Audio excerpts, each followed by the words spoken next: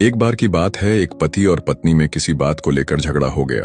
पति और बच्चे खाना खाकर सो गए तो पत्नी घर से बाहर निकल गई, यह सोचकर कि अब वह अपने पति के साथ नहीं रह सकती। फिर वह मोहल्ले की गलियों में इधर उधर भटक रही थी कि उसे एक घर से आवाज सुनाई दी, जहां एक गरीब स्त्री घर में बैठी हुई ईश्वर से रोटी के लिए प्रार्थना कर रही थी। फिर थोड़ा आगे और बढ़ने पर उसे एक और घर से आवाज आई, जहां से एक स्त्री ईश्वर से अपने पति और बीमार बेटे को स्वस्थ करने की प्रार्थना कर रही थी।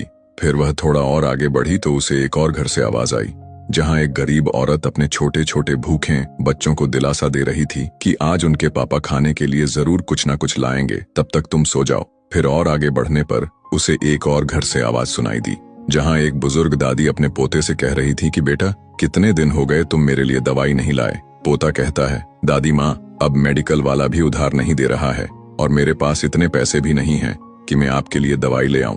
अब यह सब सुनकर वह औरत चुपचाप अपने घर लौट गई और ईश्वर का धन्यवाद करने लगी कि ईश्वर ने उसके पास एक मकान, खाने के लिए रोटी, तन पर कपड़े और एक अच्छी संतान और पति दिए हैं। वह औरत सोच रही थी कि उसकी जिंदगी में कितने दुख हैं, मगर जब उसने लोगों की बातें सुनी तो उसे यह एहसास हुआ कि लोगों के दुख तो उससे भी कई ज्यादा हैं।